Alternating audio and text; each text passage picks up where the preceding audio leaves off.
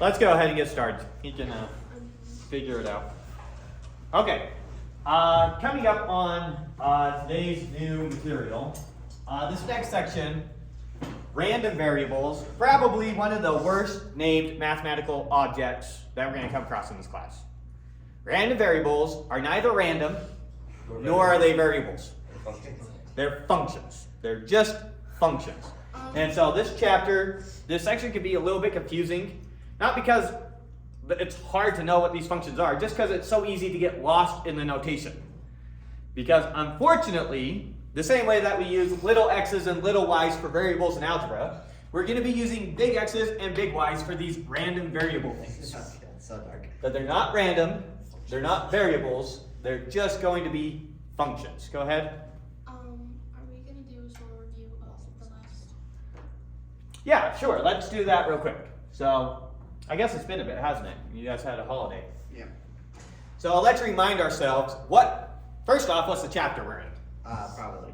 Probability, right? We're talking about probabilities. And what's the mathematical model we've been using to talk about probabilities? A sample space. Something called a sample space. So it's S together with a P in an ordered pair like that. What's the S? It's your set of outcomes. It's a set of all the possible outcomes. If this was ruling one six-sided die, then S would be the set 1, 2, 3, 4, 5, 6. Okay? And then what was P? Probability. Our probability function. So once again, if we were talking about just rolling one six-sided die, then the probability would be 1/6 for each of those outcomes. Right? Let's see if I have just a simple one written up here really quick. Okay. If we were talking about just flipping a coin heads or tails, then our S would just be H or T representing heads or tails. Those are the only two possible outcomes. And our probability function, in this case, I'm saying it's an unfair coin. So P is some percentage, like 50%, 60%, whatever it is. And so our probability says the odds of flipping heads is P, something like 60%. And then the odds of flipping tails would then be 40%, or 1 minus P in this case. Right. So S, it's a set of everything that could possibly happen in whatever we're talking about. If we're talking about our spinner, S would be the numbers 1, 2, 3, 4. And P would assign to 1, 50%, 2, 25%, 3, 12.5%, 4, 12.5%, or something like that. Good? Now notation. What is P? P is a function of this form. It maps from S to the real numbers. P assigns everything in S some real number representing its probability. Anytime you see a P, what does it do? It takes everything in S as its left-hand element and maps it to some number. Do I have another concrete case written up here somewhere? It takes everything in S, 1, 2, 3, 4, 5, 6, and maps it to some concrete number. Over here in this case, I'm saying assign them all to the value 1/6. Between 0 and 1, right? Some number between 0 and 1, and the probabilities, the sum of all your probabilities, have to add up to 1. What are the odds that I flip a heads or a tails? 100%. 100%. Or if you want to count the very minute chance it lands on its side, I say, what are the odds I flip a heads or a tails or it lands on its side? 100%. Has to be one of your possible outcomes, if this is a set of all your outcomes. But mostly, can you read that notation okay and not be scared? P is a function from S to R. P maps everything in S to something in R. Some real number. R is just, that's our stand-in for all real numbers, just a number. Good? Okay, so with that, let's get into the exact definition now of a random variable. You hear random variable, think function. Nothing random about it, nothing variable about it. It's just a function. Okay, so let SP be some sample space. And let V be any set. Doesn't matter. Then X, a function that maps everything in S to something in some set. Who cares what set? As long as there's a function that maps everything in S to something, then it is called a random variable. What's a random variable? It's just a function whose domain is X. That's all it is. It maps everything in S to something. Now, 99.9% of the time, we care about what we call real random variables. What is a real random variable? it's a function that maps everything in S to something in R. This is almost always what we care about. So it's called a real random variable. When you hear that, what is that? It's just a function that maps everything in S to some real number. Just like your probability function. Why are they called random variables? We won't worry about why they're named what they're named. Okay. The point is, for you, Don't care. don't think about it as a random variable. Because so far, the only time you've heard that kind of language is in your algebra course. And this is not related to it at all. Okay, so real random variable maps everything in S to something in R. Just like your probability function did. Just a function. Good? If you could get past that hurdle and you could go, okay, with this notation, I feel like that's half the section. Okay. That's good. Okay, Yeah. so let's try and get comfortable with it with some concrete cases. So now we'll talk about rolling a pair of fair dice. Rolling 2 fair dice. Okay. What are all our possible outcomes? S. I could have rolled a 1 and a 1, a 1 and a 2, a 1 and a 3, a 1 and a 4, all the way up to 6 and 6. How many things are in S? 36. 36.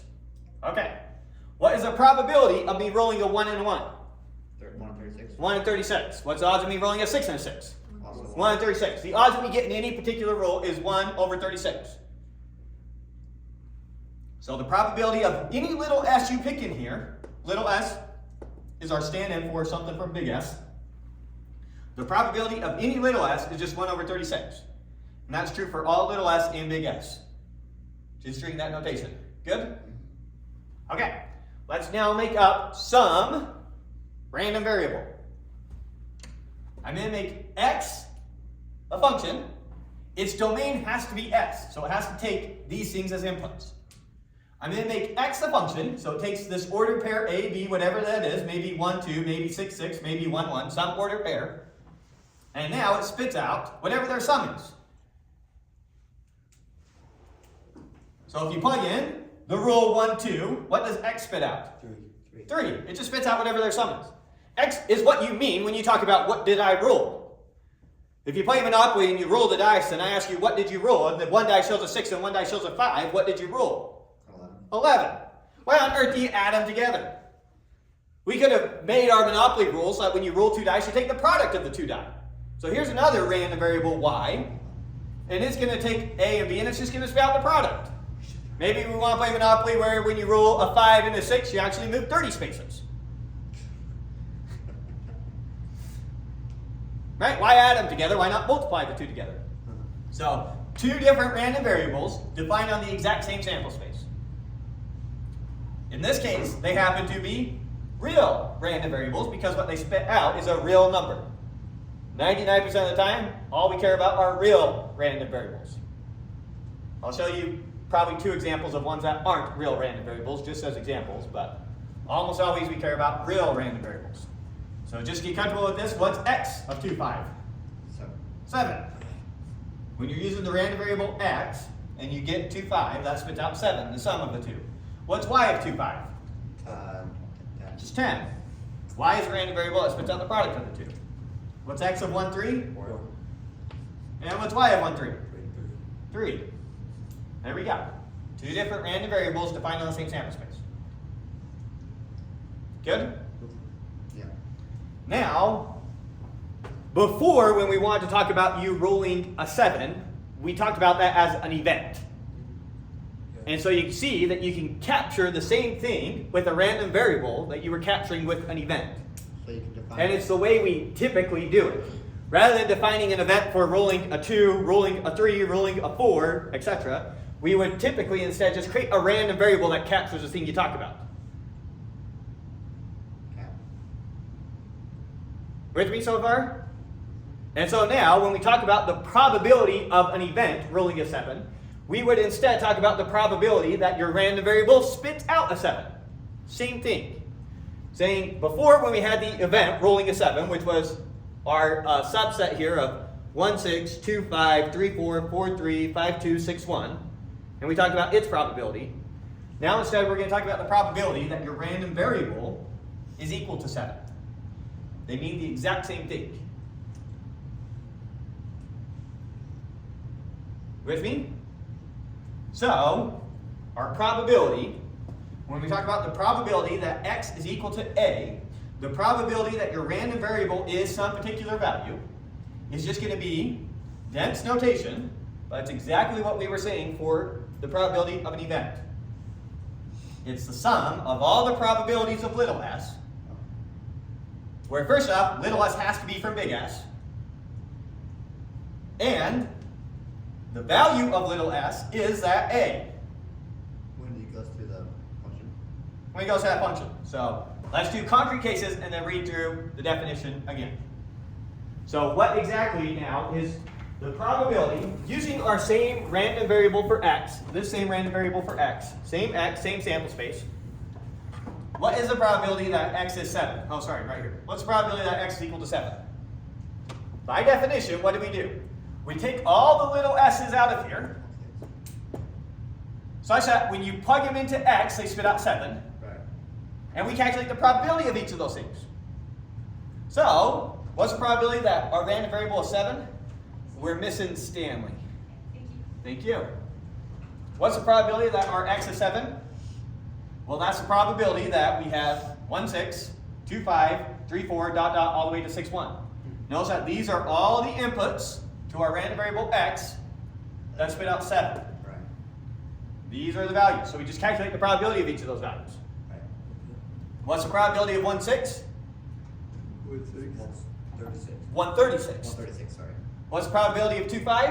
Also 136. 136. What's the probability of 3, 4? 136. And so if we were to add up all 6 of those values, we would get 1/6. 1/6.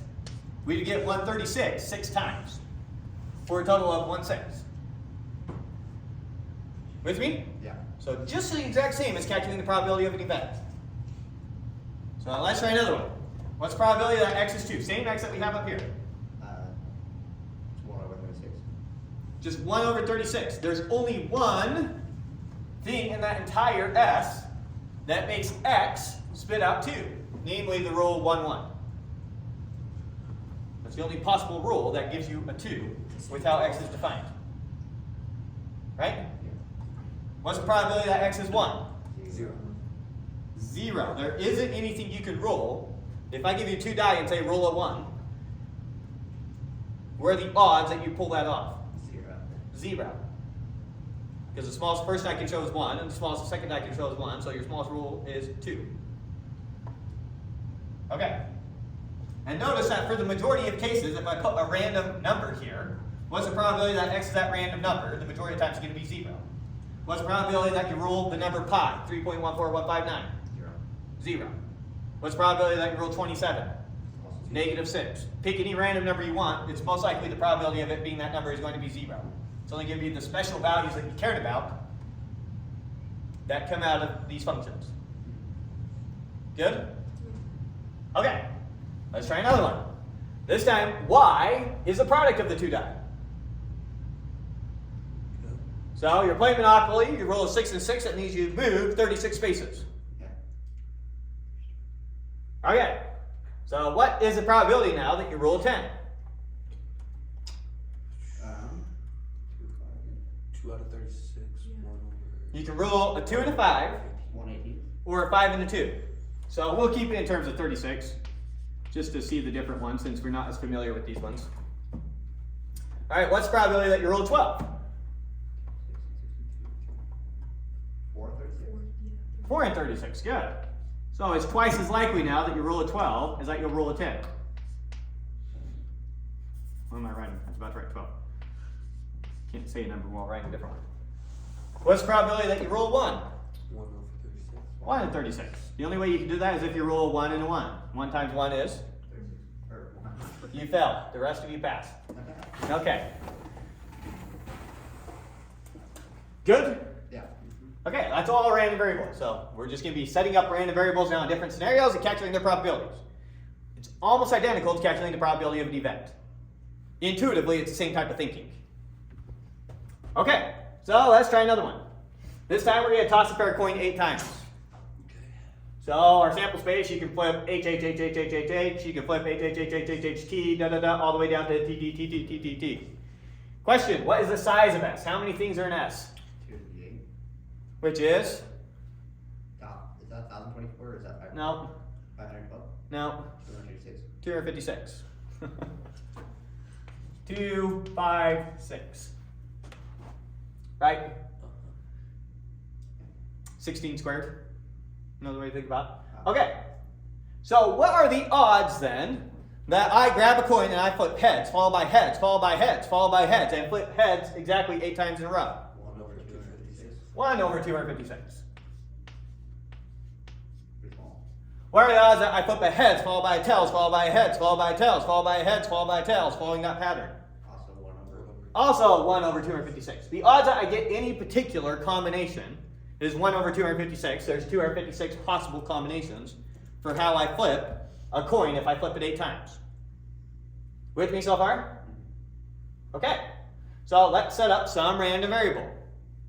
So now I'm setting up a new random variable x of h. What's a random variable? In this case, it's also going to be a real random variable. It's a function that assigns a value to everything in S. So just a function. In this particular case, I'm going to have the function that spits out the number of heads in a particular string. Okay. So if I plug this into my x of h, it spits out 8. If I plug this into my x of h, it spits out 0. So it just spits out the number of heads. Similarly, I'm going to let x of t be the random variable that spits out the number of tails. All right. X of h of this string is 5. X of t of this string is 3. Just spitting out the number of heads or the number of tails. Nothing fancy. Now, let me give you an example of a random variable that is not a real random variable. We'll rarely work with things like this, but just to give you an example. Please don't let this confuse you. If you're afraid it will confuse you, ignore me for the next minute. I can now let z be the function that spits out the positions of each of the heads.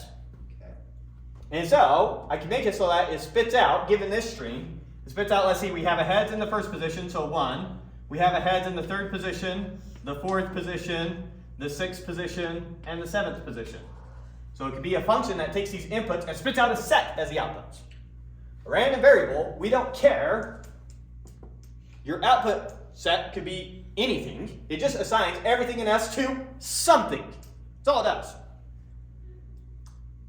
Almost always we care about real random variables, which assign everything in S to some real number. But that's just a subset of the reals, isn't it?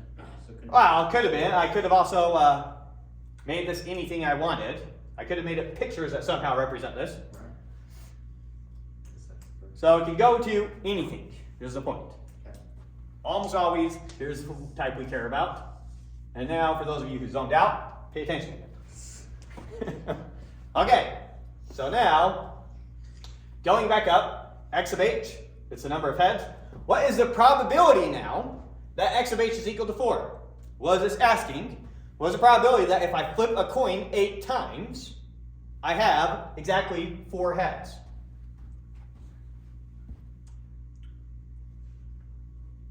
Now, if you get stuck thinking in terms of probabilities, it's usually helpful to count how many ways I can flip. How many ways can I flip a coin 8 times and have exactly 4 of them heads? 8 choose 4. 8 choose 4? Yeah, you have 8 flips. You're choosing 4 of them to be heads. Okay. So what's our probability then? Because 8 choose 4 is going to be some big number, That's 1 over 8. like 87 or whatever it is. Well, it'll definitely be even, but Yeah. 8 choose 4 over 256. yeah.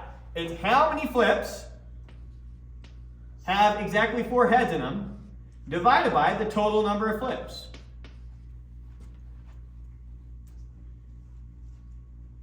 Right? Yeah. Maybe one time we'll actually write this out as a number, give you some intuition for what this would be as a percentage. So let's go ahead and calculate 8 choose 4 by hand. Also just remind you of how to calculate 8 choose 4. What is 8 choose 4 calculated by hand? So n.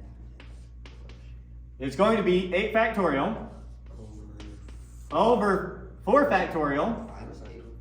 times whatever 8 minus 4 is. In this case, it also happens to be 4 factorial. Okay.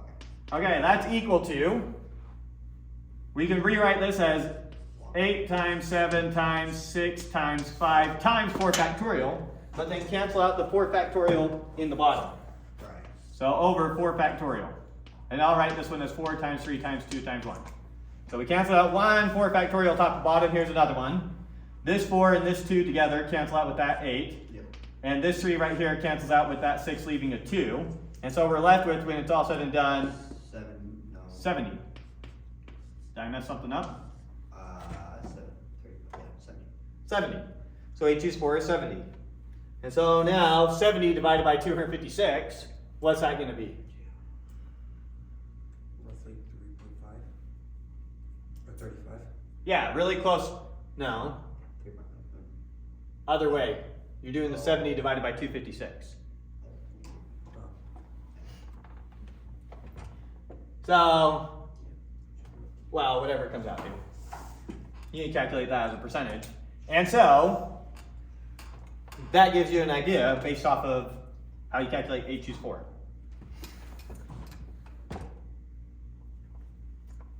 You got it as a percentage? 27. 127. Okay, so it comes out to about 27% chance. So almost a 1 in 4 chance that half your coin flips would be heads. Which makes sense.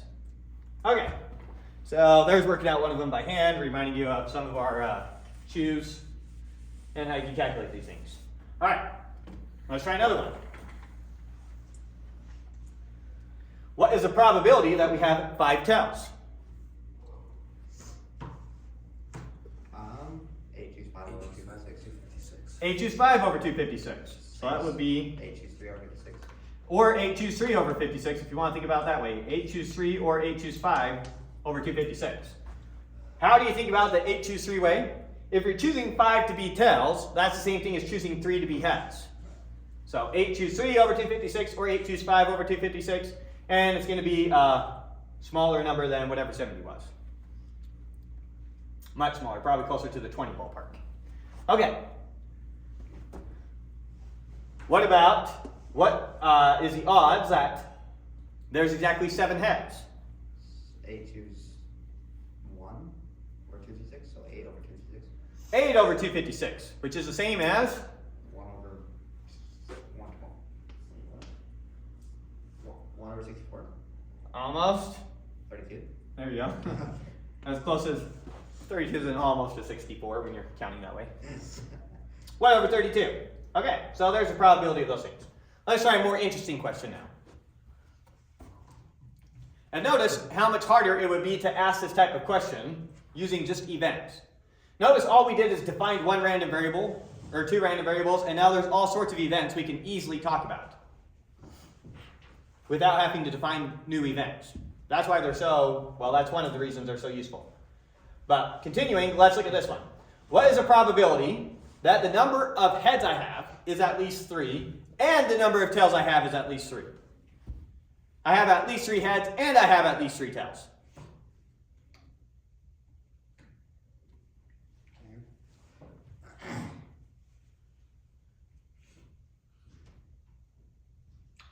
This is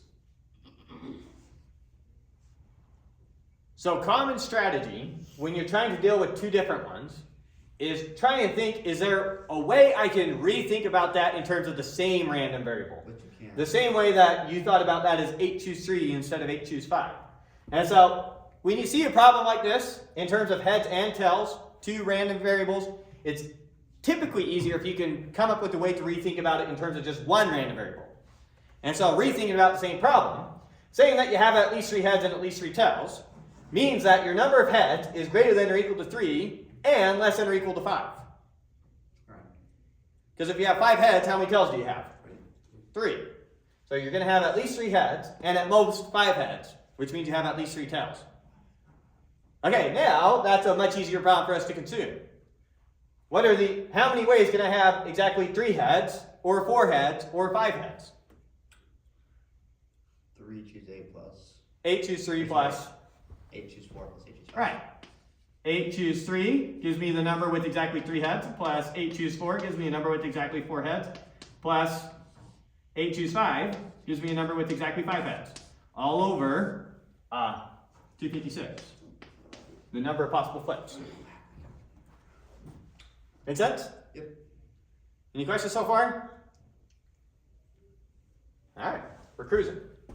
Okay. Oh, go ahead. How would we do like what we did last section? What's it called? Where one probability relies on the other. Oh, we'll get to dependent and independent random variables. Okay. That'll be right there. Okay, but now let's go to the example of flipping an unfair coin n times. What do we mean by an unfair coin? It's somehow loaded, so it's more likely to come up heads than tails, or more likely to come up tails than heads. Yeah, by like using different metals for each of the two faces, so that one side's heavier than the other side, stuff like that.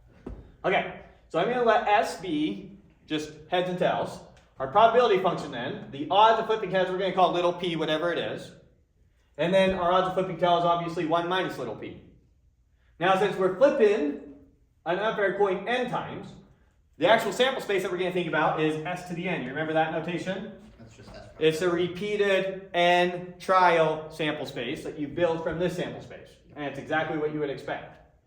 S to the 10 would then be composed of strings of length 10 of h's and t's. S to the 8 would have given me this exact thing right here. Yeah. Doing it 8 times. So there's our s to the n for some number of flips. Okay, once again, I'm going to let x here. This is not a variable. This is a real random variable, a function. This function is going to assign to everything in S of n a number corresponding to the number of heads in that string. If we were at the special case where n was 10, then one of the strings might look like this. And then what would x assign this? 5. How many heads are there? 1, 2, 3, 4, 5. What is the probability of getting that exact flip? 5 over S, or 2 to the 10. So 5 over 10, 24. Oh. So let's think about this again. Let's go back to a fair coin. What's the odds of me flipping a heads? 1/2. 1/2. What's the odds of me flipping a heads followed by exactly flipping a heads? 1/4. 1/4. What's the odds of me flipping a heads followed by a heads followed by a heads? 2 to the n. 1/8. Yeah. Right? And you just keep multiplying by the probability of flipping that coin. So now let's say that my probability of flipping a heads is p. What's the odds I flip a heads? Just P. Just p. What's the odds I flip a heads followed by a heads? P squared. Just to multiply by another p. What's the odds I flip a heads, and a tails? Multiplied by 1 minus P. Just multiply by 1 minus p. With me? Okay. So this series of flips had 5 heads and 5 tails. What are the odds that I do that? That would be a p times a p times a p 5 times, and a 1 minus p times 1 minus p times 1 minus p 5 times. Or in other words, this would be p to the 5 times 1 minus p to the 5. This for each of the heads, this for each of the tails. It's the exact same thinking that you did with the fair coin. It's just with the fair coin, these both came out to exactly 1/2. Okay. Right? If this were a fair coin, you'd want to say 1/2 times 1/2 times 1/2 times 1/2 times 1/2. Now instead you're saying p times 1 minus p times p times 1 minus p times p times p times 1 minus p times p times 1 minus p times 1 minus p. The odds of each of them. Yeah. Good? Okay. So now, what is the probability that x is equal to 5? It's 5 over that. Or am I still thinking about that wrong? First off, get some intuition for this number. Yeah, I think about that wrong. P is going to be a number less than 1. It's going to be really small. 1 minus p is going to be a number Also less than 1. also less than 1. When you take numbers smaller than 1 and you multiply them by each other, what happens? They get smaller. They get smaller. This number we would expect to be on the order of magnitude of roughly 1 over 1,000. Okay. Somewhere in that ballpark. So that's what this number is. So x. So if we did 5 divided by that number, you're now talking about 5,000. So isn't that just p to the 5 then for Use what we did over here to give you some of that guiding intuition. what was our probability in this case that x of x was equal to 4? We calculated it came out to something like 27%, right? You would expect this to be in that ballpark, you know, somewhere around a quarter, maybe a little bit smaller, maybe closer to like 23%. But it should definitely be in the same ballpark. So how do we calculate the probability that we have 5 heads here?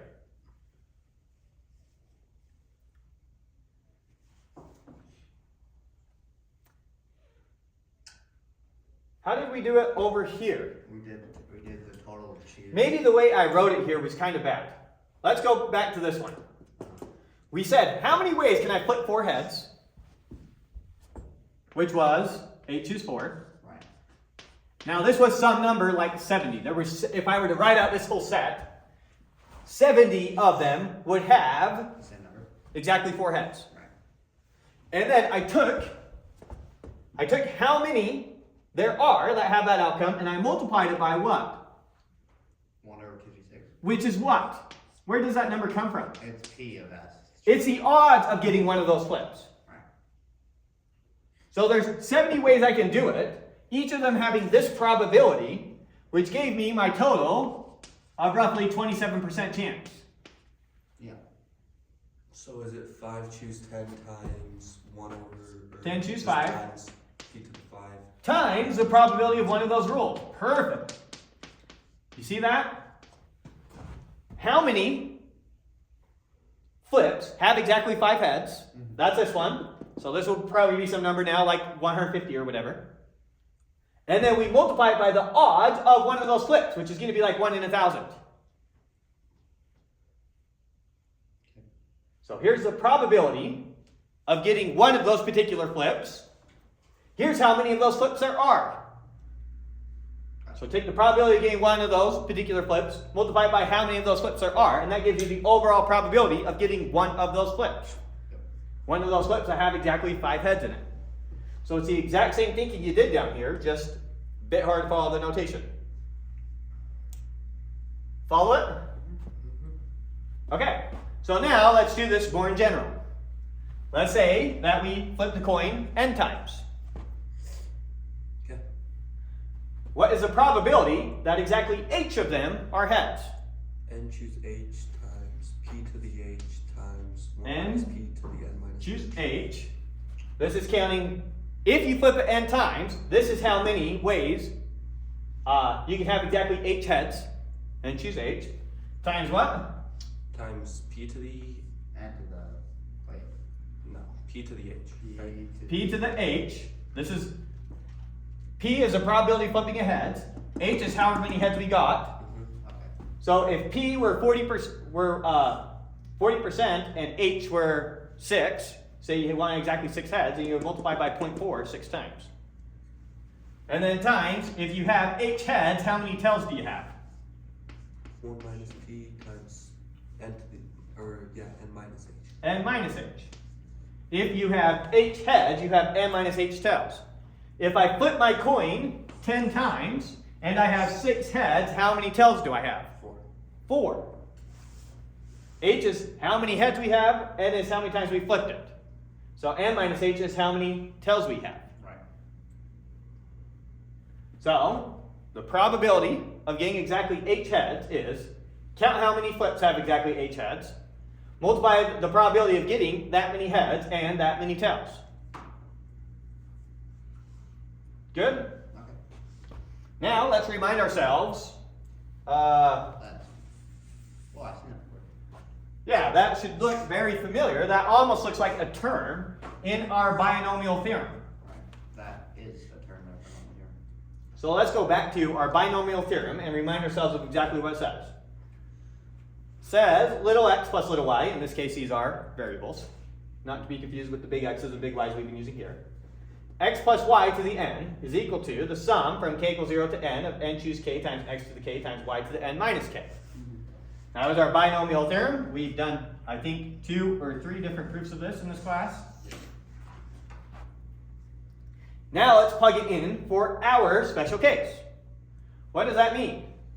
P plus 1 minus p to the n is equal to the sum from k equals 0 to n. I'm literally just plugging in p for x and 1 minus p for y. Yep. That's all I'm doing. That has to be true. Now, this is almost obvious when you stop and think about it for a second. What is p plus 1 minus p? 1. What's 1 to the n? N. Or 1, sorry. What's 1 to 1,000? 1,000, right? No, it's 1. No, it's 1. Okay, so that's always 1. Yeah. Is equal to, notice what this is saying. When k is 0, then n choose k is just 0 or 1. 1. P to the k is, or if k is 0, then we're saying we flip heads 0 times, and we flip tails 10 times. n N times. Sorry. And there's only one way we could do that. Yeah. N choose 0 is 1. So when k is 0, that's handling the case where we flip no heads. When k is 1, that's handling the case where we flip 1 heads. And when k is 2, that's handling the case where we flipped 2 heads. All the way up to, we flipped all n of them were heads. Now, what are the odds that I either flip, if I flip my coin n times, what are the odds that I either flip 0 heads, or 1 heads, or 2 heads, or 3 heads, or 4 heads, all the way up to n heads? 100%. What are the odds that I did one of those things? 100%. 100%. So this is adding up all those probabilities and saying, look, it's equal to 1. Surprise, surprise. Who saw that coming? What happens when you have more than just 2 cases? When you have more than just 2 cases, then this nice binomial theorem doesn't work. But the point is, you can use now a chunk of the binomial theorem to get whatever chunk you care about.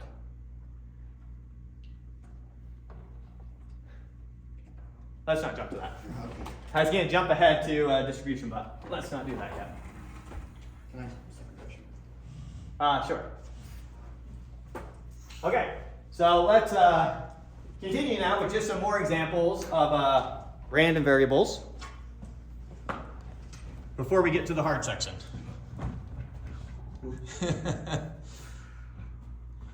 Yeah, the hard section is expectation.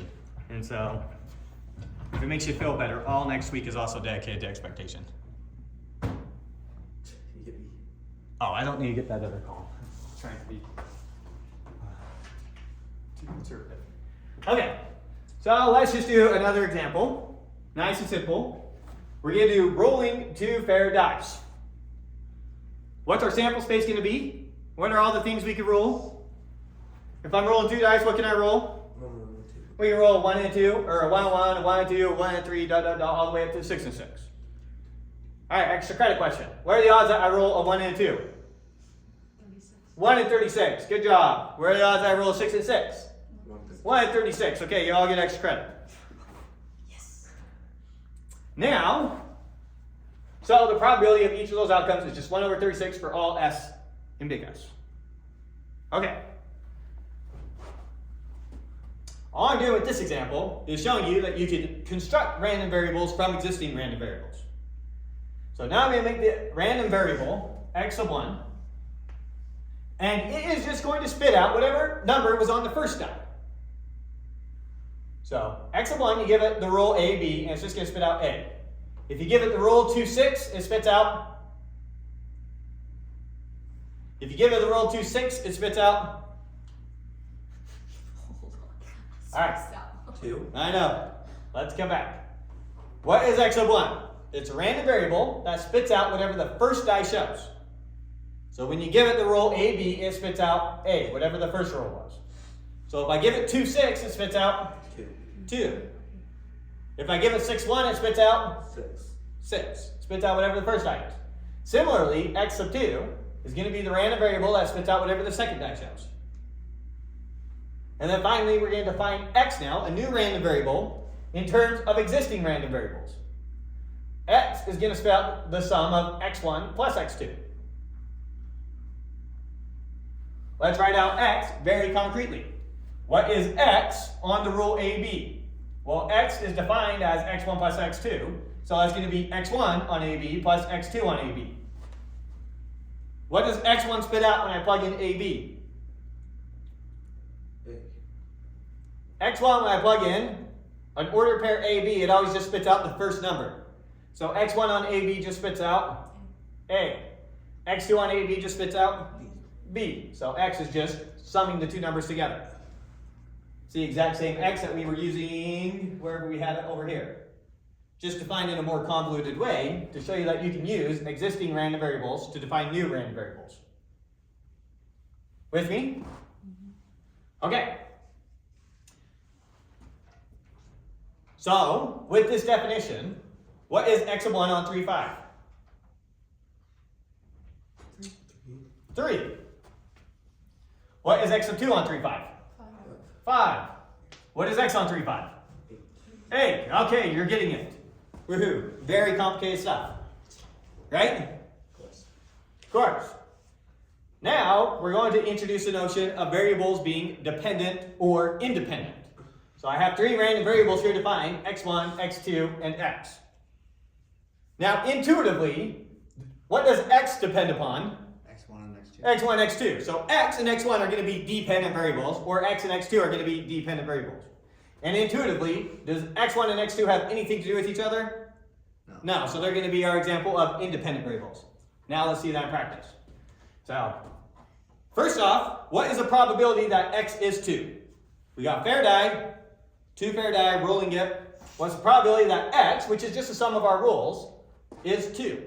36. 1 in 36. That would mean I rolled a 1, 1. Yeah. That's the only way that x comes out 2. You with me? Yep. So this is just 1 in 36. Nice and simple.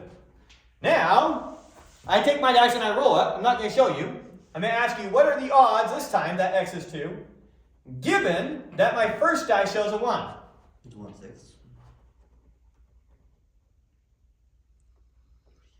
So I roll my 2 dice, you don't get to see them.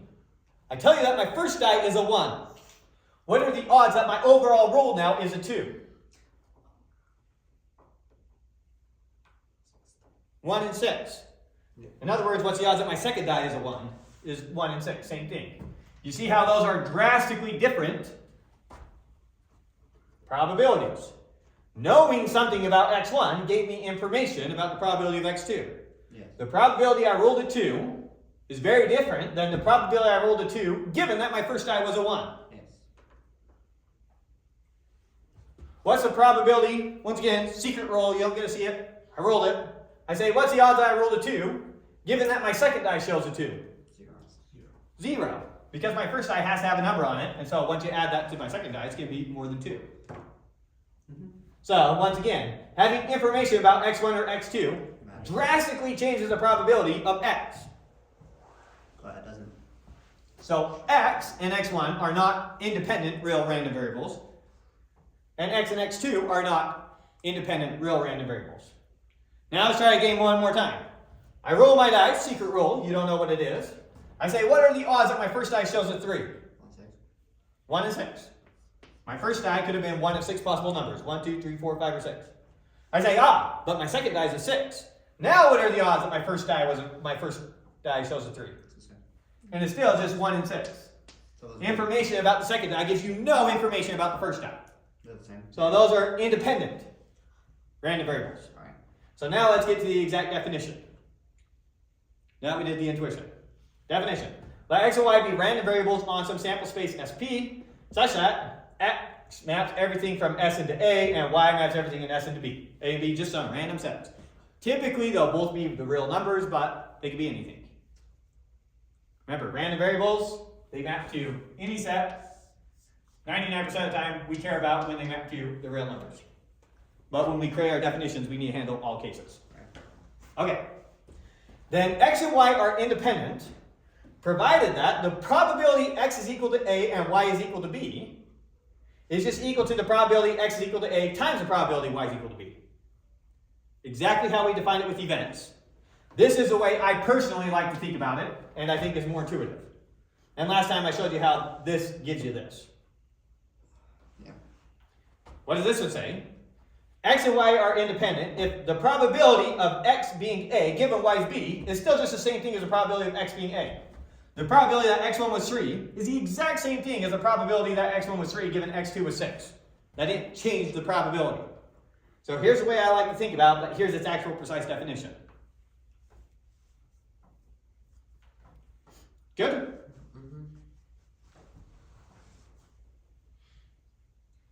Sure? Yeah. Okay. Then we'll go ahead, we'll do our break now, and then when we come back, we'll start expectation. Which I'm hoping we can get through it all tomorrow, but I doubt it. You said a few times, so we've gone through. Yeah, we have. Sometimes you guys surprise me with how fast we go through it, but. Okay, so the next section, expectation, and this will also be what all of next week is about. This will pretty much be like half your chapter 5 test will be on expectation. Chapter 6. We're on chapter 6? Yeah, you're right. Chapter 5 is functions. Okay, so expectation. Let's set up your intuition for expectation. Let's have you be my calculator guy. You're going to write up all these numbers, and I'm going to have you guys just go like this. Give me a number 1 through 6, just a random number. So, starting with you, Olivia, random number 1 through 6, go. 4. 4. Not Patrick. Sum them up. All right, give me a number 1 through 6. Random number. 2. All right, Alex. 6. Next. 3. Back to the start. 1. Next. 5. Next. 3. Next. 6. Next. 2. Next. Huh? That's not a number. Random number 1 through 6. Just give me one. Doesn't matter. Oh, just anything. So we're Anything. 4. 4. Next. 4. Next. 4. Okay. And we're out of space. Let's see how many we have. 1, 2, 3, 4, 5, 6, 7, 8, 9, 10, 11, 12. So that was 12. What is the average of the numbers that we did here? Probably around 4. What would we expect our average to be really close to? 3.5, 4. Or maybe 5. Like So, added 36. Do you know how to calculate the average? Yeah. You add them all up and I divide by 12 because there were 12 numbers and that will give me the average. How many do that? Just add them up and divide by how many numbers there were. And when it comes out, what does it come out to? Why is the calculator so weird? Oh, are you used to the 83s? I'm used to 8. Oh, yeah, 89. I'm used to 84. Or is that what it is? Divided by 12. Mm-hmm. It's 3.6 repeating. 3.6, so, oh well, 3.6 close enough. Okay, so that's what it happened to come out to in this case. What would we have expected it to have come out to? 3. This is what we're going to mean by expectation, is what would we have expected the average value to have been? Right down the middle. Should have been 3, right? Here we only used 12 numbers. If I would have used something like 6 million numbers, the question is, what would it have come out really close to? 3. 3? Well, let's think about it rather than guessing. Let's say that n is some really big number. That's how many times we do it. So n is something like 6 million. Some really big number. I don't want to have to write them all out. If we were doing this randomly, how many times would we have gotten a 1? 1/6 of that, or 1 million times. We would have expected about 1 million 1s, 1 million 2s, 1 million 3s, right? So I would have expected that we got a 1 about n over 6 times, right? Yeah. How many times would I have expected to get a 2? Also n over 6. About n over 6 times. And a 3, n over 6. And a 4, n over 6. And a 5, n over 6. And a 6, n over 6. Now, when we're calculating the average, what do? We add them all up and then we divide by how many times we flipped it, which in this case is n. Now, notice what's going to happen. That n is going to cancel out with all those n's.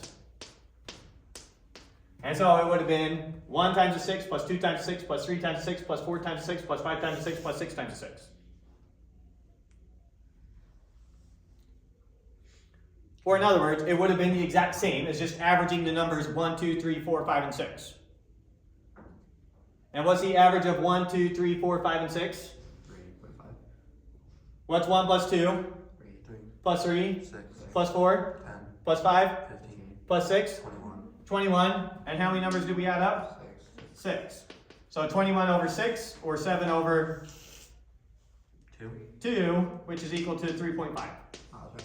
So we would have expected our average to be 3.5. That was the expected value. Right. In our random case, it came out to 3.6. but we would have expected it to have been somewhere close to 3.5. If we would have done this an absurdly large number of times, it would have been absurdly close to 3.5, assuming you guys were giving me random numbers. Similarly, if we would have gotten a 6-sided die and we would have rolled it 6 million times, averaging out all the rolls, in the average it would have come out to 3.5. That's what you could expect rolling one 6-sided die to be. With me? Mm-hmm. That is what we mean by expectation. So let's go over the exact definition now of expectation. Let x be a real random variable. We're done talking about random variables in general. From here on out, we're talking about real random variables. Question, what's a real random variable? It's a function that maps everything in S to something in the reals. It's a function that maps everything in S, whatever our big S is, to some real number. Okay. So let x be a real random variable on some sample space SP. Then the expected value of x is equal to this.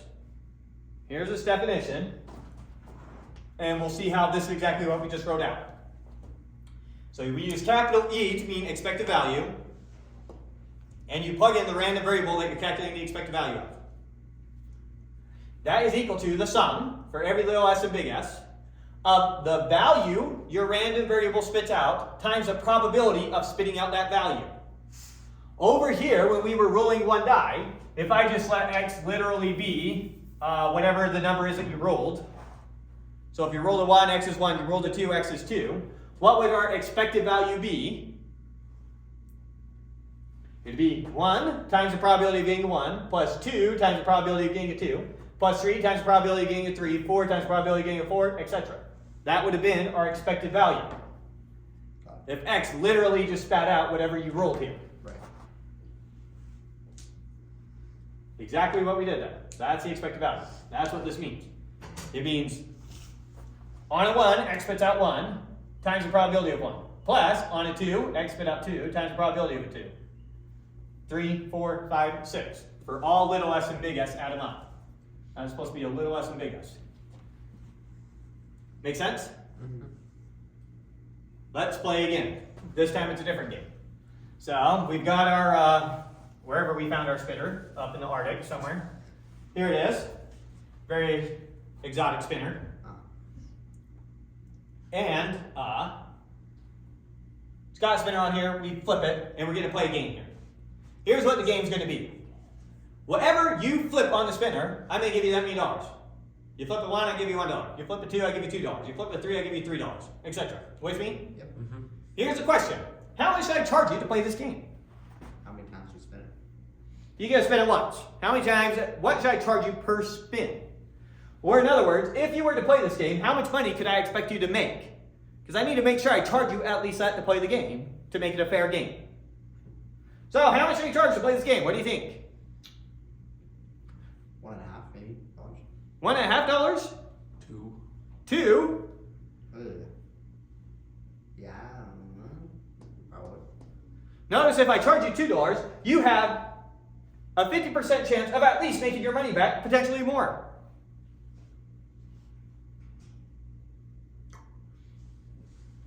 Yes, you're right. Right? Yes. So what do you think it should be? $2 actually kind of makes sense. $2 right on the money? You think it comes out to $2 is what I should charge you? Yeah? I should gamble with you guys. No, we'd lose money if we did that though, because there's more. You would lose money. So let's calculate what we should actually charge. Let's calculate the expected value. Okay. So what is x going to be? X is just going to spit out the number you spun. Very simple random variable. If you spin a 1, x spits out 1. If you spin a 4, x spits out 4. Because x is just how many dollars I'm giving you based off of what you spin. If you spun a 1, I'm going to give you $1. What's the expected value? Well, we need to go for every little s and big S and calculate this and add them all together. So I need to calculate x of 1 times the probability of 1 plus x of 2. Just be a little bit pedantic on our first one here, just to make it very clear what we're doing. Plus x on 3 times the probability of 3 plus x on 4 times the probability of 4.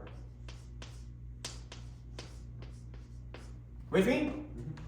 Okay. If you spin a 1, how much money was I giving you? One. $1. So x of 1 is just 1. And what's the probability of the 1? 50%. 1/2. We'll keep fractions for now. So 1 times 1/2 plus, here, what was x of 2? Just 2. I keep the random variable very easy, just spinning out whatever number you spun. 2 times, what's the probability of a 2? 1/4. Plus, x of 3 is just 3 times the probability of a 3 is 1/8 this time, right? Yeah. Yeah. Plus 4 times the probability of a 4 is 1/8. Follow all that? Okay, let's think about this in terms of 8s. So we have 4 8s. With me? Yep. This is 4 8s. Plus 4 8s. Yeah. Plus 3 8s. Plus 4 8s. Just keep track of all those 8s. What does that come out to? Like 15 8s. a little less than 2. Which is equal to, if we were to write this as a fraction, 1 minus 0.125 is 875. Oops, 875, did I do that right? So. So, if you had a ton of people playing the game and you charge them $1.88 to play, you'd very gradually make money. If you charge them $2 to play, you'll make money faster. Add more wheels or add more values. And you could try and change the values to make it, right? You want the intuition, you want to set up a game where the intuition goes one way, but the reality goes a completely different way. So let's now set up a different game. This time we're going to play the spinner. Here's what's going to happen. If you land on odd number, I give you $20. If you land on even number, I give you $10. If I land on odd, we get $20. If you land on odd, you get $20. If you land on even, you get $10. Okay. So here's my random variable. If you land on a 1, what do you get? 20, 2, 10, 3, 20, 4, 10. See my random variable? Okay. How much I charge you to play this game? In order to keep it fair. Ballpark, what does your intuition say? What do you think, just off the top of your head, feels like a fair number? 15. $15 is probably what you feel like is a fair number. Now, it turns out it's going to be higher than that, so this is not the type of game that you would want to make. You want one where the intuition feels like it's lower than it actually is, not it's higher than it actually is. Okay. Okay, so let's calculate the actual expected value of this thing now. So this time we are calculating the expected value of y. And how exactly do we do this? For each of these spins, we plug it into y and we multiply by its probability. Yep. So this is going to be equal to, let me raise it one because I think I'll need 2 rows, so raise it a little. So the expected value of y is going to be equal to y of 1 times the probability of 1 plus y of 2 times the probability of 2 plus y of 3 times the probability of 3 times the probability of 3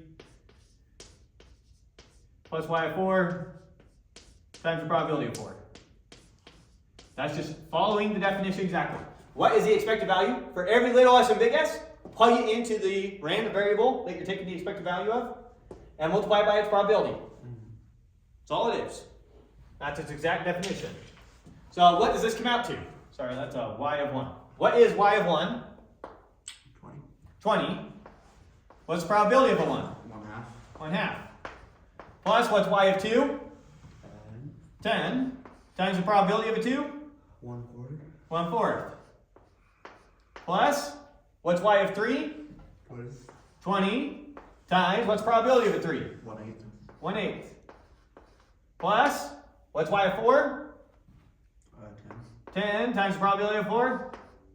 1/8 as well. 1/8. So let's add this up. 20 times 1/2 is going to be 10. Maybe I'll scribble up here. So we got 10 plus 10 times 1/4 2.5.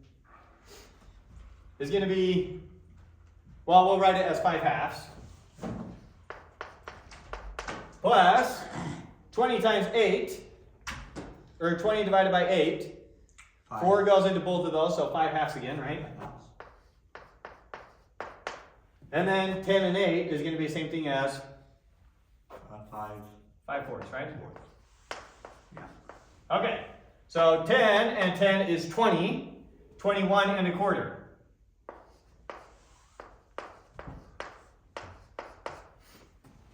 Wow, that's pretty high actually. No, something's wrong. Yeah, that doesn't make sense. What? It's plus 15. Plus 15. 15, 16 and a quarter. Yeah. Yeah. 5 halves plus 5 halves is not 10. It's 5.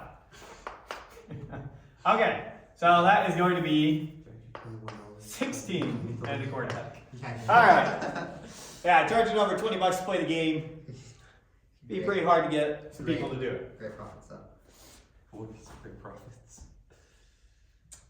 Okay. Good so far? Yeah. So there's some concrete cases with a nice little spinner. Now, before I do a little theorem here, what should we do first? The theorem or the example? Probably example. Let's jump into the example. So, I want to do an example where I literally write out the whole thing. And it's a nightmare. It's a very small example. It's just a lot of combinations. So, my example here is going to be rolling 2 4-sided dice. Okay. Okay. When you see a 1 here, this is not 11. This means first die is 1, second die is 1. Okay. Okay. So my S is I can roll 1 1, 1 and 2, 1 and 3, 1 and 4, 2 and 1, 2 and 2, 2 and 3, 2 and 4, etc. Just didn't want to write all the parentheses for everything, Okay. because that'd be a nightmare. We have some probability function. We don't know what the probability function is. It could be anything. We don't care. Okay. And we're going to let x be the sum of the 2 digits. So if your roll was a 4 and a 4, our random variable x is going to be An 8. an 8. We're going to say that was you rolled an 8. With me so far? Okay, so what is the expected value? Just plugging in precisely to the definition.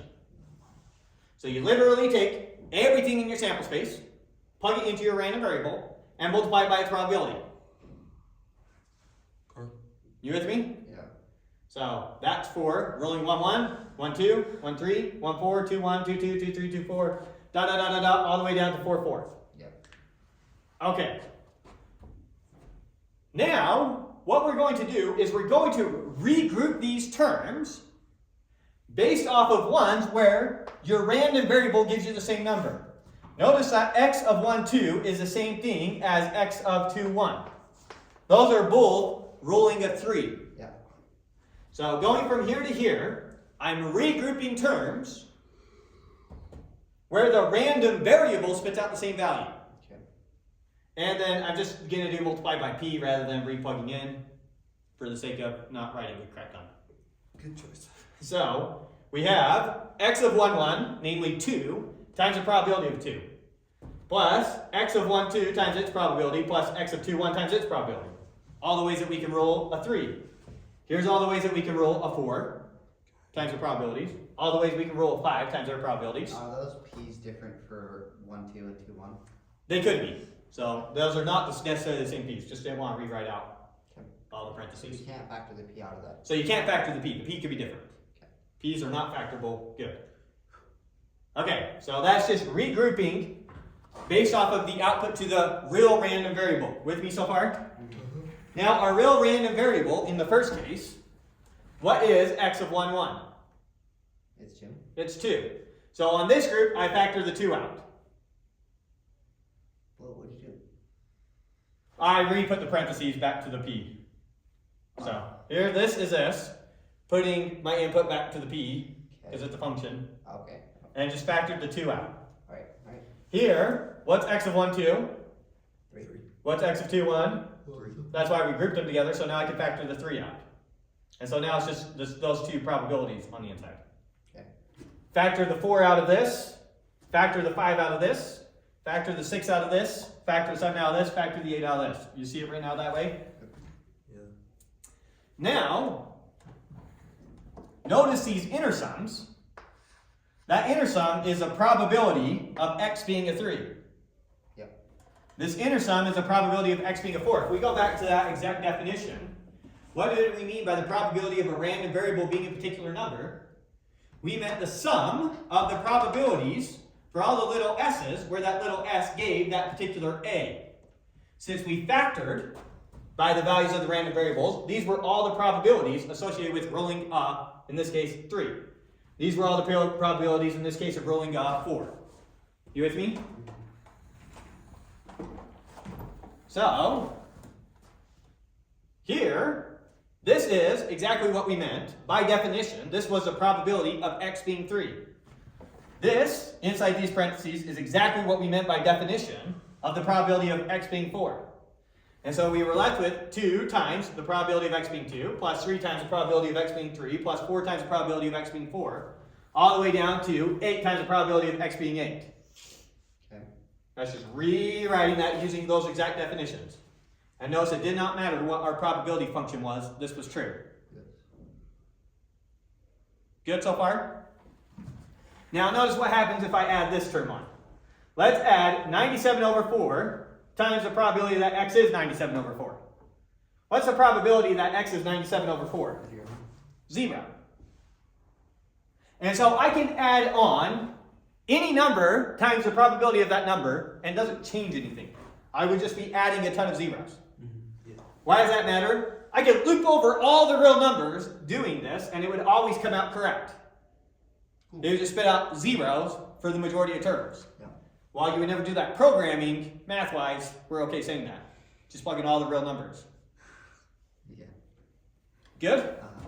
Okay, so here's a very concrete example of what we're about to prove. It's really easy to get, here's how small the proof is. It's a really simple proof.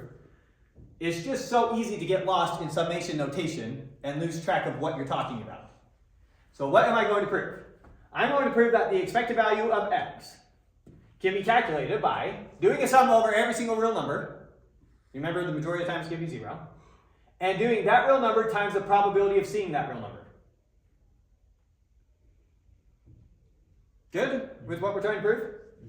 Okay, so we're going to prove that the expected value is that, and you can calculate it this way, which is the way we want to think about it anyways. So let's prove that.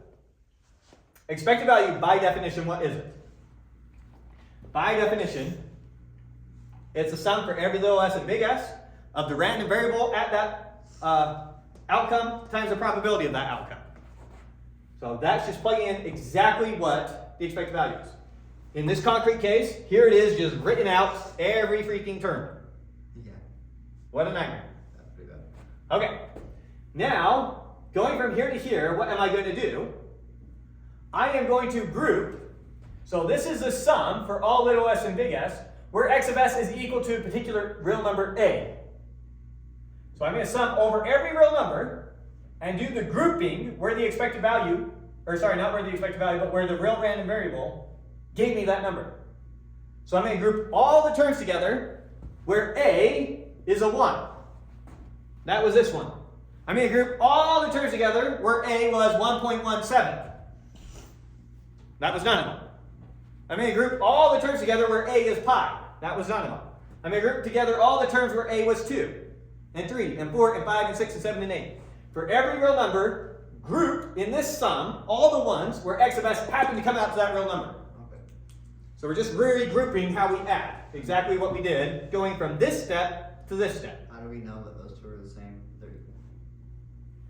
Going from here to here Yeah. is just a regrouping of terms based off of what x of s here is. Since x is a real random variable, x of s has to be a real number. And I'm just grouping all the ones that happen to give the same real number together. Does that not work if x is not a real random variable? Or does that? No, it doesn't work because then I can't sum over all the real numbers. I would have to know the set that x mapped to. Since I know x maps to the real numbers, I know it always has to output some real number, and so I can group by whatever it outputs. And so this is really just using the fact that summing is associative. Okay. And I can just associate any terms together that I want. Well, also commutative, so I can order it however I want. So that's the same step as we did, going from here to here, where we just happen to group them by ones where the random variable happened to spit out the same value. So this grouping is where the A was 5. Okay. So that's going from here to here. That's probably the hardest step to wrap your head around. Once you see that, in this inner sum, x of s is always equal to whatever that A was. So I can just replace it with whatever that A was. That's going from here to here. In this grouping, our random variable was always spinning out 2, replace it with 2. In this grouping, our random variable was always spinning out 3, replace it with 3, etc. I guess I didn't do both these steps. I went from here directly to here in that. Because then once it's an A, a constant inside that entire sum, now I can factor the A out of the sum. And that's really what I did going from here to here. I did both those steps in one go. So I first replaced both these with a 3, and then factor out the 3. I replace all those with a 4, and then factor out the 4, etc. Which gets us to here. And now notice,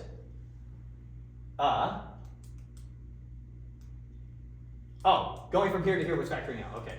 And now notice this inner sum, right here, that definition is identical to what we have written right here.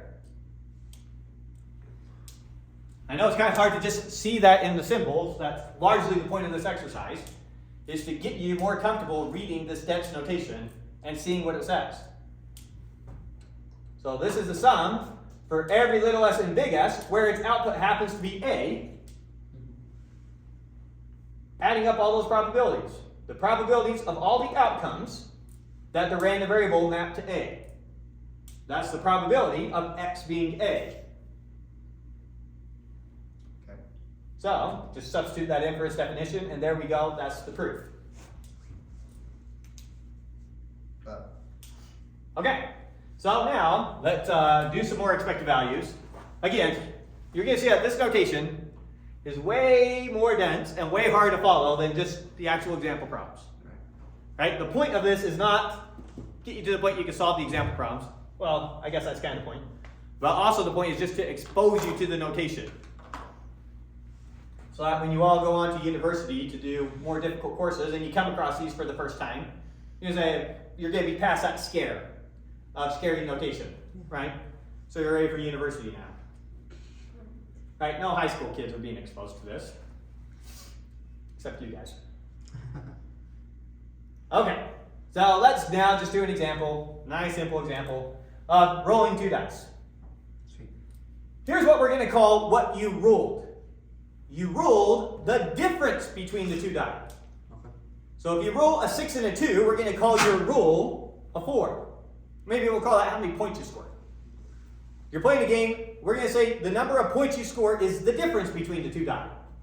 Or maybe we'll set up a gambling game. Always it turns to gambling, right?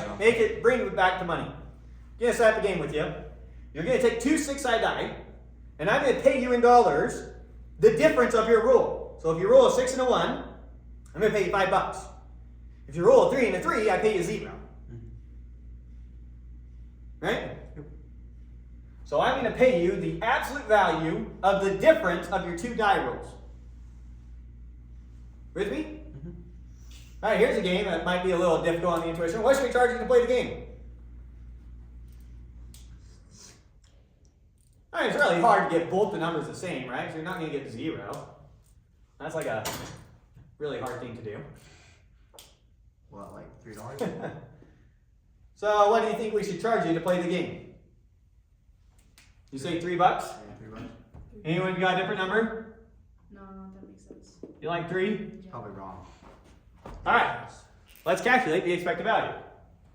So, using this theorem, we just need to calculate the probability of each of these outcomes, and then we can calculate the expected value using this formula. And this is an easier way for us to think about it. So what are the odds that you get $0? How many rolls does the difference in the expected value come out 0? So how many doubles you have? Huh? 6. So 6 out of, 36. or in other words, 1/6. Yeah. Good. All right, what are the odds that the difference, what are the odds that the difference is exactly 1? So how many rows can we have where the difference is exactly 1? 5. 6. A few. Quite a bit. Oh, it's very countable. I can do it on my fingers. 1 and 2, 2 and 1, 2 and 3, 3 and 2, No. 3 and 4, 4 and 3, 5 and 6, and 6 and 5. How many did you get? So you can get the rules 1, 2, 3, 4, 5, 6. You need those two to have a difference of 1, or those two, or those two, or those two, or those two. And then reversed. So 10. So I can't So it's just 10. And you can count your fingers. You can go 1 and a 2, 2 and a 3, 3 and a 4, 4 and a 5, 5 and a 6, 6 and a 5, 5 and a 4, 4 and a 3, 3 and 2, 2 and 1. So you can count your fingers. So 10 out of 36. So 518. So 518 if we wanted to write as a reduced fraction. Maybe keep it out of 36, just so that you can easily compare these values with each other and see how much more likely one is than another. Okay. Okay, what about the odds that they have a difference of 2? It's just 10. No. No, it's 8. 8. Oh. 1 and a 3, 2 and a 4, 3 and a 5, 4 and a 6. Those 4, and then the reverse of all those. Yep, you missed it right. So 8 out of 36. Alright, what are the odds that their difference is exactly 3? 4. 4. No. What? 1, 2. 1, 2, Oh. 3, 6. 4, 5, 6. I miscounted. Alright, 6 out of 36. Odds that their difference is a 4? That is 4. 4 out of 36. Odds that their difference is a 5? 2. 2 out of 36. And odds that their difference is a 6? 0. 1. What? No. Oh. Okay. So those are the odds of each of these outcomes. So now how do we calculate the expected value? You add all those times. Yeah, you multiply it times it. So we get a $0 1/6 of the time, Which is a 0. plus we get $1. 5/18 is fine. Maybe keep it in terms of 36 still, just so that we know where everything's coming from. Don't lose anything. 6. Plus 2 times 8 out of 36. Plus 3 times 6 out of 36. 6 out of 36. Plus 4 times 4 out of 36. Plus 4 times 4 out of 36. Plus 5 times 2 different places. Plus 5 times 2 out of 36. Right? So. There's all your possible outcomes. And now, let's see what that comes out to. We'll just count 36. 10 plus 16 is 26. 26 plus 18. 44. 44 plus 16 60. plus 10. 70. So 70 out of 36. So a little less than $2 would do the trick for us, right? Which is equal to, let's see, what usually goes into both those. Right, 35 over 18. I think we're stuck, right? Yeah. Let's do that. So that's going to be approximately 1. 1.9. 1.94. okay. So you're charging $1. You charge $2 to play the game. Notice what your intuition said. So even $2.50, you can quickly make money with the game. Makes a lot of money. And it's because this right here is so much more rare than this right here. Although, intuitively, when you don't really think about it, rolling doubles, that's hard. Interesting. When it's not really that hard. It Yeah. seems really 7. It's actually pretty easy. But for some reason, our intuition doesn't really connect those types of things. Yeah. Okay, so there we go. There's calculating the expected value using this way of calculating it, which is way easier. The output times the probability of that output. Good? Okay, with that, let's do a couple more theorems. More to, once again, get you wrapping your head around this notation. Summation notation. You got to get to the point somewhere in your lives where this is no longer something that you have to stop, stare, and think about for a long time before it clicks what it's finally saying. Got to get to the point where you're just comfortable looking at something and reading it. So we're going to prove that the expected value of x plus the expected value of y is equal to the expected value of x plus y. Keep in mind that's a sum of two functions, and we've already defined how to sum two functions together. Yeah. F plus g of x is defined to be f of x plus g of x. I don't know if we said that in this class, but I've definitely exposed it to you before. Okay, so that's what we mean when we say x plus y, because we're adding two functions together. But you would have already guessed that that's what we meant. Okay, so let's go ahead and do this. What is the expected value of x plus y? Just going through the exact definition for every little s and big S, plug it into your real random variable and multiply it by its probability. So what is that going to be? It's going to be plug little s into our real random variable, whatever was in the parentheses there, that function, times the probability of that thing. Okay. Distribute the probability into the inner sum, and then you can write the sum as two different sums. Okay. Rather than doing this, I can do all these followed by all these. Yeah. And that's all we're doing going from here to here, and by definition, that's the expected value of x, and by definition, that's the expected value of y. Okay. Da, da, da, da. Next one. The expected value of a constant times your function. See there, it just represents now some real number, not a function. So the expected value of a constant times your real random variable is equal to that constant times the expected value. Good so far? Yep. Okay, That's nice. let's prove it. What is the expected value of c times x? Well, just plug in s to c times x. Maybe you should have put parentheses there to be a bit more correct, times your probability of s. And then go ahead and factor your c out. Right. And pretty straightforward. And right, when you look at that high level, you say, you just look at this and you see, oh yeah, we're factoring the constant out of the sum. That's what you would see down the road when you start doing this one. You wouldn't need to even think about the summation notation. Okay, now let's prove that our expected value function has this property of linearity. Okay. Linearity is something that, for you two, has come up before. We showed that taking limits is linear, and we showed that the derivative function has this property. Yeah. So the expected value of a constant times your first real random variable plus a constant times your second real random variable is equal to, you can pull that constant out. Maybe you can have, just looking at it, easier than trying to say it with words. Isn't that exactly Split it into two and pull out the constants. just what you proved before? Yeah, it's just combining those two proofs. So going from here to here, that's just using our first proof. And then going from those then are equal to those using our second proof. So it's just using those two proofs twice. Okay. And that's all there is to it. Cool.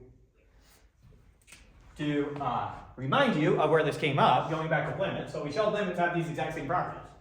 We did that the limit of a sum was equal to the sum of the limits.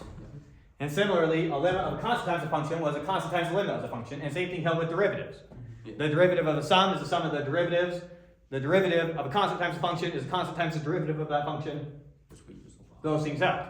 Reading that a lot. Yeah. So, in a sense, this has some similar structure to those things. And that this type of structure, this being preserved, is something that comes up a lot in various fields of mathematics. And it's something that eventually you'll generalize. It's called linearity because it Yes. preserves distance, or what? Because what? It preserves distance with each other.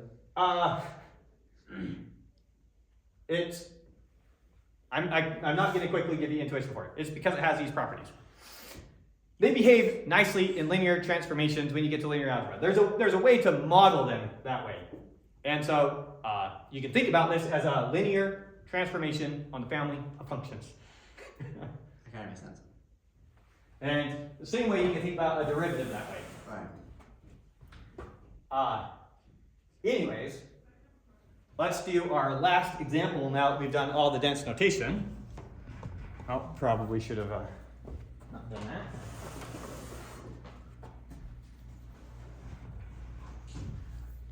Oh, sugar. I just realized I wrote off the screen when I wrote that.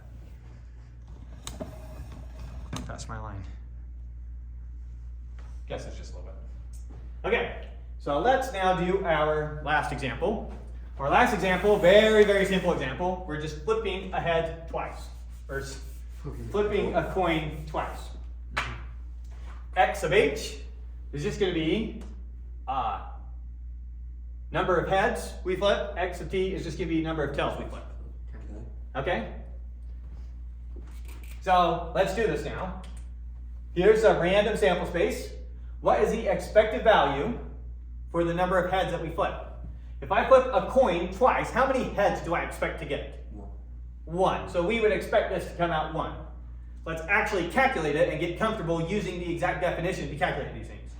Remember, the point here isn't, can you solve the problem? The point is, can you correctly use the mathematics to solve the problem? Right.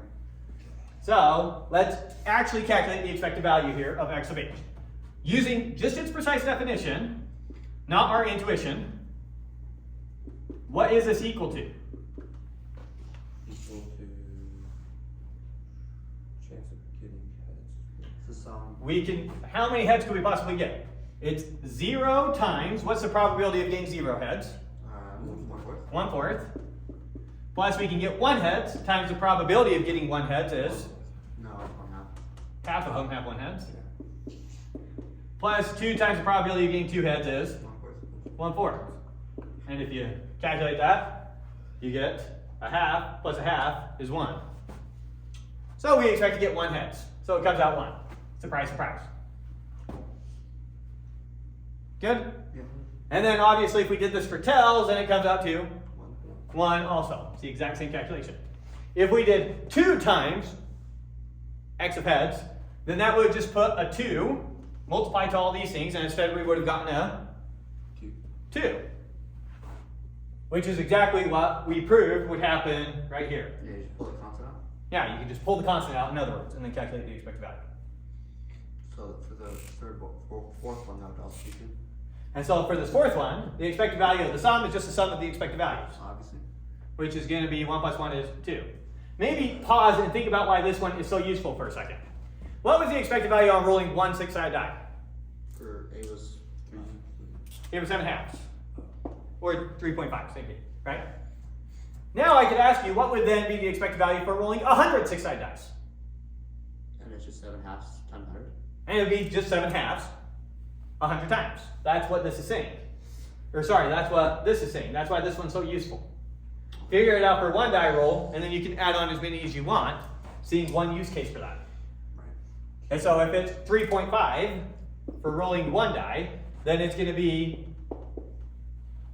350 for rolling 100 die. Oh, and it's going to be 7 for rolling 2 die. And there we go. Probably should have just done straight to that. 7 for rolling 2 die. And you can get that for free once you calculate it just for a single die. Now, adding more die doesn't really change the math. It's the same exact thinking. Right. Okay. And then, obviously, the expected value of the product is just going to be, right? That's 1 and that's 1. This is a 1. Did we prove that? Did we prove that? Well, let's calculate it. So what is the expected value of x of h times x of t? Let's go ahead and brute force this.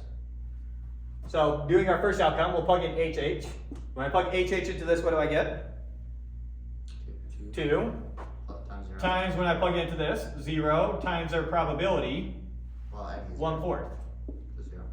So it's all going to come out 0. But just brute force this so that we see where everything came from. Now let's plug in our next one. This comes out. 1. This comes out. 1. And so that is going to be 1 times 1 times 1/4. 1/4. The next one's going to be the same. 1 times 1 times 1/4. And then the last one is going to be 0 times 2. 0 times 2 times 1/4. So it's equal to 1/2. And so it only comes out to 1/2. And so this, it is not the case that that is equal to the expected value of that times that.